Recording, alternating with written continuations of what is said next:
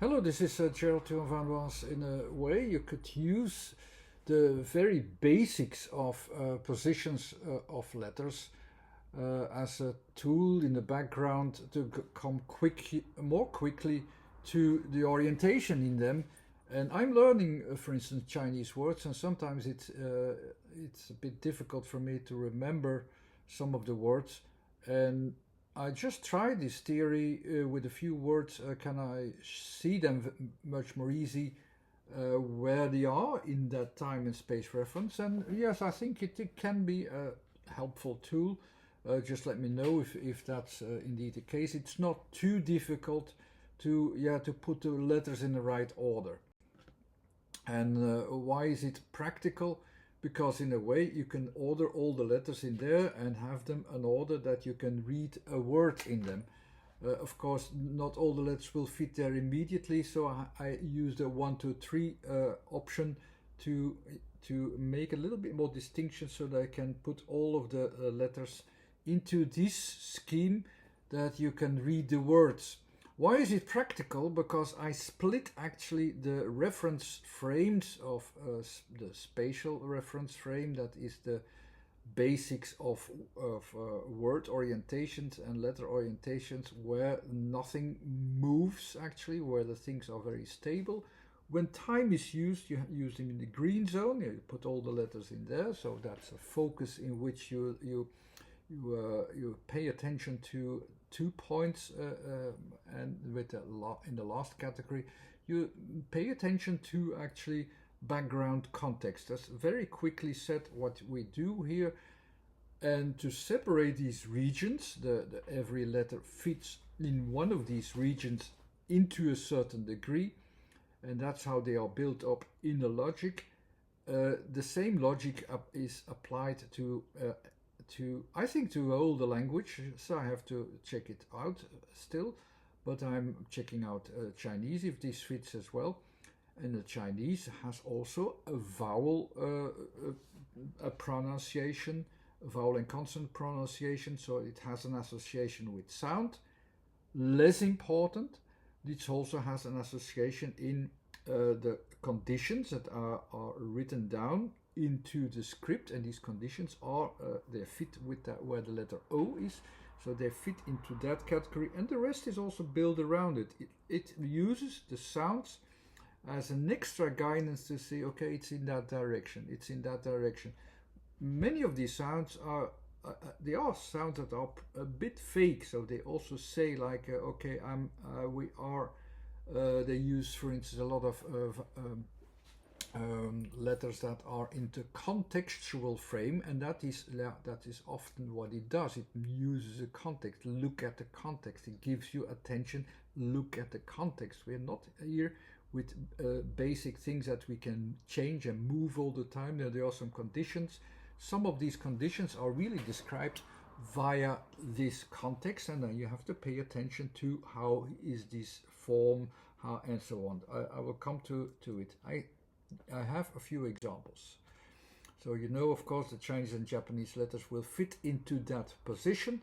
There's timing involved, and it will basically tell you what you need to do to comply to the word and to the conditions of the word and to the context of the word. It will describe what to do, how to behave, how the things behave, how the things are, and how they apply to the rest of the environment. So I will make some examples with very basic words that we can also pinpoint easily into this scheme, because positions are the most easy thing to pinpoint. You have positions in space, which is in A, positions in time, which is in E until O, or positions that are contextual, and so on. Of course, they influence each other. There is often timing involved, even in directions. There can be a timing involved, that you say you have to go that direction. Okay, then you have a timing involved. So that direction of space is, of course, also relative. Secondly, every word is related with a context of time in this script. So it has to be described with the context of time as well, even right and left. And that's why you also have, for instance, if you look at the script where it is written down what is right and left, they almost look the same, so you don't see where is right and where is left, because it's contextual again. It's referring to how to behave to come to, after a while, in a time, in a behaviorism, to right or to left. That's the way of thinking, slightly different, but that's what you have when you use time. When you use timing, some things look a little bit different. But we first have we always just use a couple of words. So we'll start with Shang, and that's of course upwards, which you already see it more or less where it is. And when I have a little bit, a lot of drawing there, but I wanted to put the sizes there as well, a little bit the directions there as well, and the colors should fit as well. But the positions, that's what it is about. You have to have the positions. Can you already know that this is about upward position? The A is about positioning, so the positioning should be made clear around the A, because this is about the physical conditions of the positioning, what we see in space. But dominating are the sounds about context. So you have S, which basically is about, you have an effect, I will follow the effect. H is also in the background, is that contextual frame which says, okay, it has to be in an environment where that works. So we have some conditions where it works. A bit vague in that way, but okay, that's what I do at this point. It doesn't matter, I mean, so it doesn't influence it very much if you understand it a lot or you don't understand it a lot. The G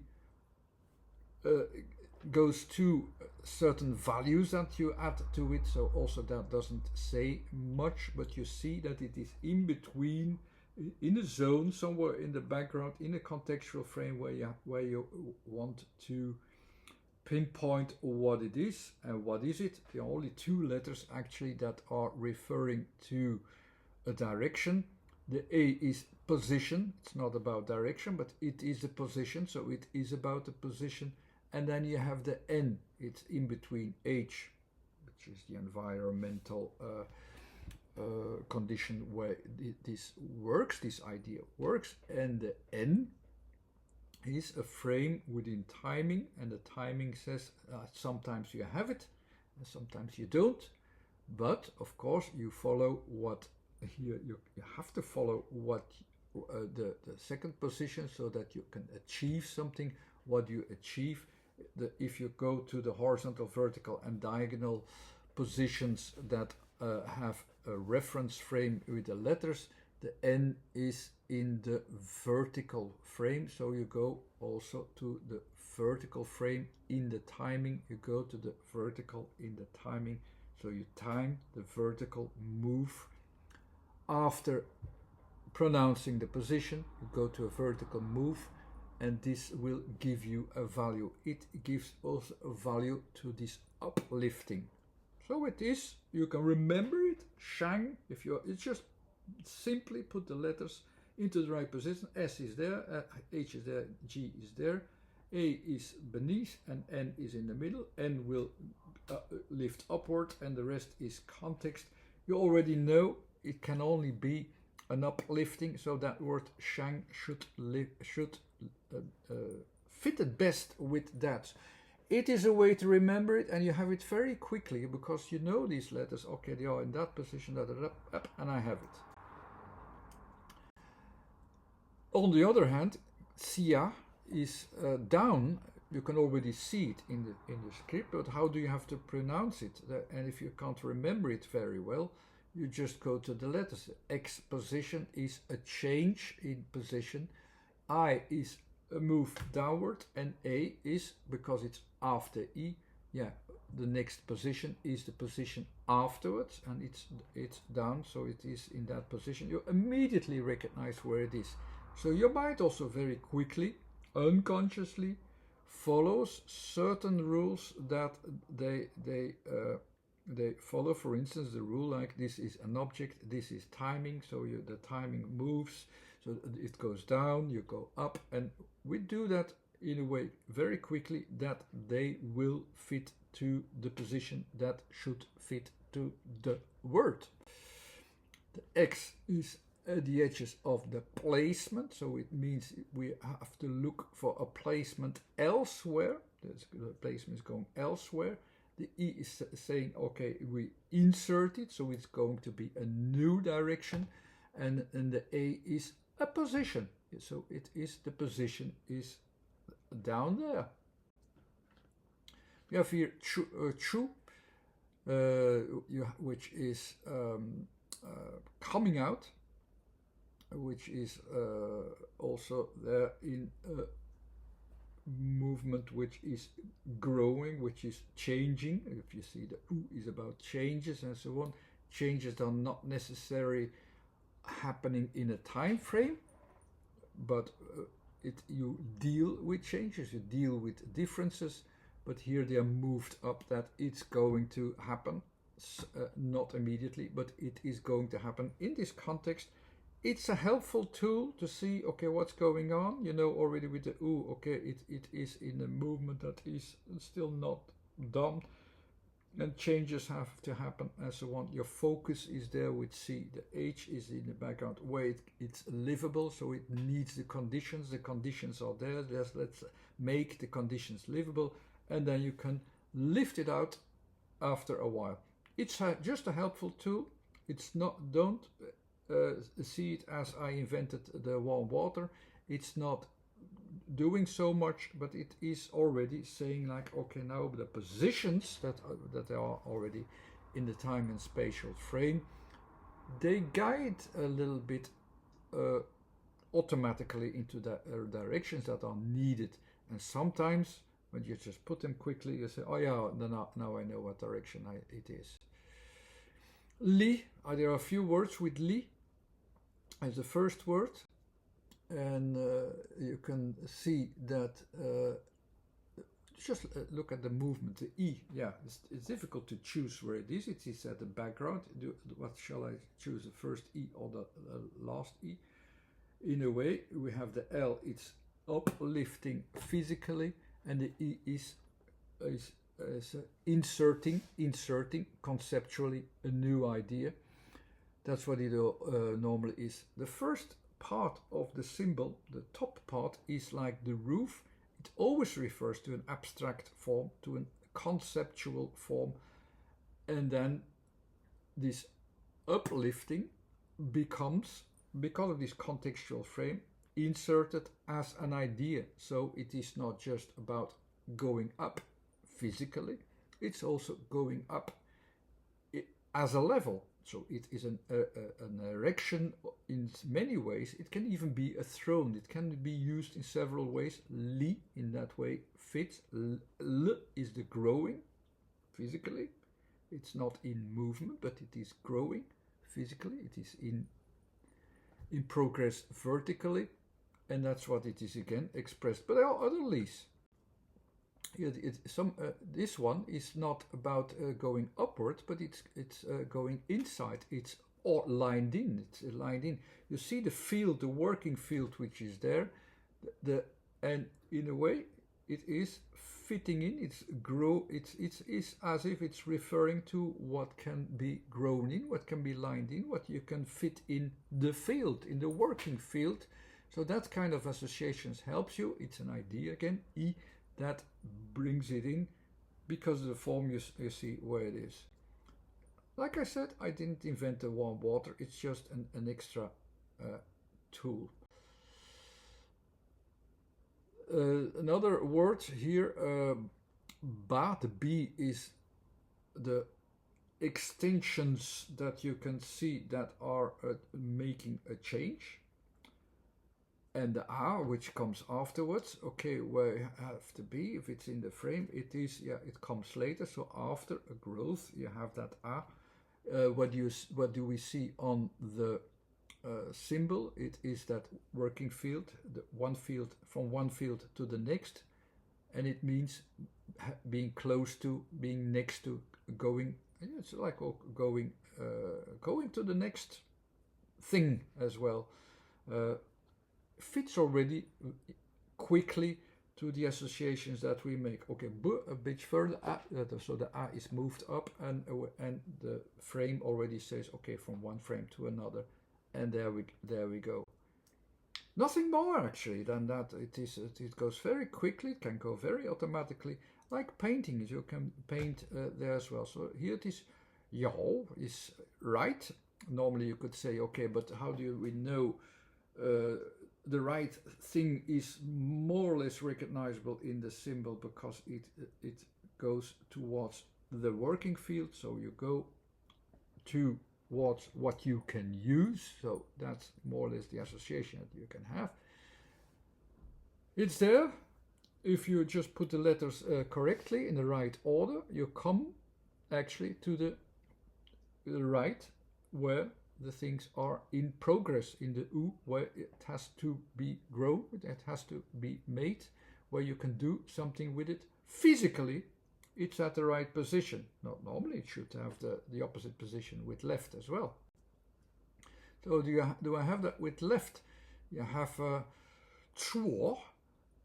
Tsu is inwardly, so you have this inner direction. U, it's in the making, so it is, as you don't have it yet, so you have to follow what you already have, which is innerly.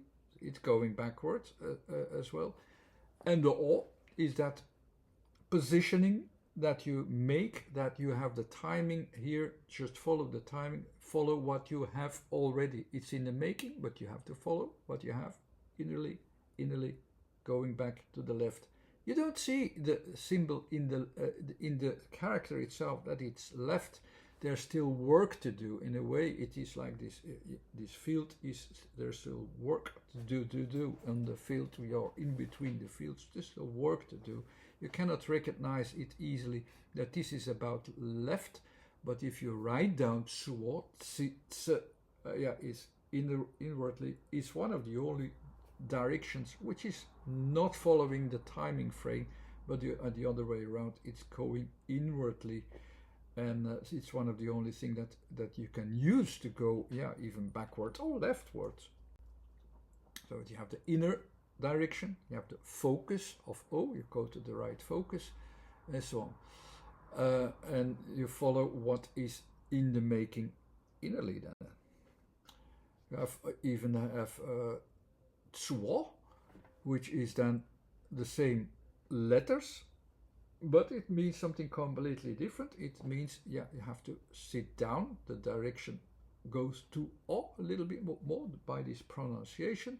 So it goes more to where do I have the momentual thing that we need to do, and go and focus upon it. It is also a way of sitting back. Just sit back and relax. It's a little bit more like that. So for instance, if you can also use it for just sit down, or in the class, sit down in the bus.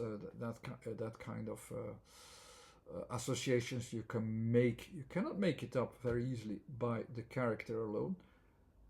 With this tsu taking a step back, u going towards what you have as a step back, the sitting down is also a step back in a way. So it still fits within that range of what the possibilities that you can have.